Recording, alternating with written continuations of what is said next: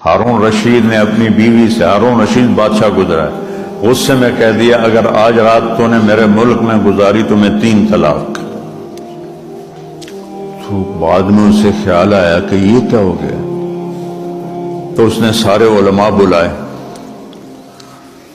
کہ میں نے بیوی کو یہ کہہ دیا ہے۔ انہوں نے کہا رات آئے گی طلاق پڑ جائے گی، کیونکہ کوئی جہاز تو تھے نہیں کہ بھائی بیٹھاؤ اور ملتان میرا ڈسٹرکٹ ہے وہاں پہنچا دو، لیکن وہ ملتان بھی اس کی حکومت میں تھا، اتنی لمبی حکومت تھی۔ تو انہوں نے کہا جی ایک ہی طریقہ ہے کہ آپ کی سلطنت سے باہر نکل جائے، اور وہ نکلنے کا کوئی ذریعہ ہی کوئی نہیں ہے۔ تو ہارون رشید نے کہا ابو حنیفہ کا کوئی شاگرد ہے، امام ابو حنیفہ؟ انہوں نے کہا جی ہیں ایک یعقوب ابو یوسف رحمۃ اللہ علیہ، غریب تھے بالکل،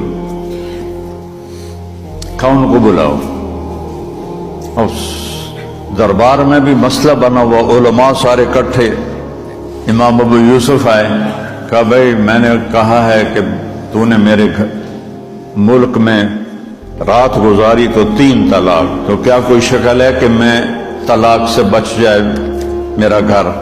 تو امام صاحب نے فوراً کہا رات مسجد میں گزارے طلاق نہیں پڑے۔ تو سب نے ان کو ایسے دیکھا، جناب وہ کیسے؟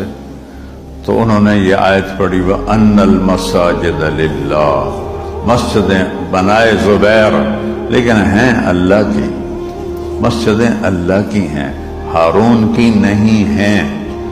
تو اس نے اللہ کا شکر ادا کیا اور ان کو فوراً 1,00,000 درہم دینے کا اعلان کیا، اور ان کو chief justice of Islamic empire بنا دیا امام ابو یوسف۔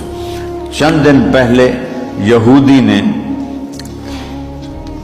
گلی تنگ کر دی، اپنی دیوار آگے کر لی، تو ابو یوسف نے کہا بھائی ہم غریبوں کا راستہ کیوں تنگ کرتے ہو، تمہارے پاس پہلے اتنا بڑا گھر ہے۔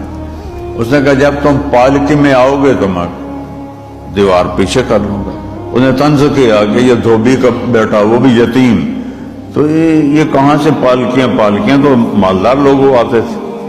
تو جب وہ فیصلہ انہوں نے سنایا اور اس کے بعد وہ گھر جانے لگے تو کہنے لگے ٹھہر جاؤ، پالکی لاؤ، پالکی شاہی غلام آؤ، 4 غلام کہ ان کو پالکی میں بٹھا کے گھر لے جاؤ۔